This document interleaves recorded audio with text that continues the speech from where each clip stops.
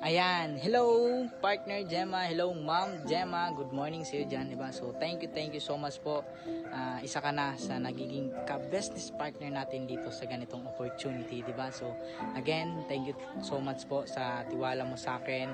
Kahit na through online lang tayo nagkakilala, diba? Dito lang tayo nagkakilala sa Messenger, diba? So nag-usap tayo po kahit na konting oras lang. Sobrang grateful lang din po ako. Sobrang thankful na ako kasi kahit na sobrang busy ka po dyan sa trabaho mo, sa pagiging OFW, pero binigyan mo ako ng konting oras para makausap mo ko, diba? So doon pa lang, thank you so much na po sa iyo and congratulations kasi part ka na ng community natin and soon, diba? So excited ako na uuwi ka na dito for good, diba? Malapit na, excited tayo dyan, excited na ako dyan na magkita tayo dito sa Pilipinas, diba? So again, partner Gemma, Ma'am Gemma, so thank you so much po sa inyo and palagi ka pong mag-ingat po dyan sa araw-araw na ginagawa mo dyan, araw-araw na sa trabaho mo dyan, sa amo mo. I know na medyo may pagkaano kayo sa amo mo din kasi nga medyo puro na lang din talaga autos din sa trabaho, diba? So may konti lang yung pahinga natin, diba? Kasi puro tayo pa trabaho.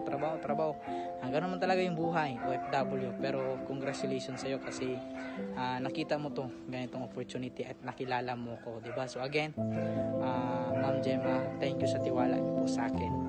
Thank you sa paniniwala mo sa akin na kahit na dito lang tayo nagkakilala, binigyan mo ako ng tiwala din, diba? So dun pa lang sobrang nagpapasalamat na po ako sa inyo na binigyan mo ako ng tiwala, diba? So again ma'am, thank you sa tiwala mo and tuloy-tuloy lang natin to, pagtulungan natin tong ganitong opportunity na kahit na sobrang busy ka dyan, magbigay ka lang ng konting oras kasi gagawin naman natin to para sa pangarap mo, gagawin natin to para sa mga anak mo na nandito sa Pilipinas, diba? So konting oras lang, bigay lang and ituto natin to kasi malapit ka na for good, diba? So again, Ma'am Gemma, congratulations sa iyo and mag-ingat ka po dyan palagi sa ginagawa mo dyan, okay?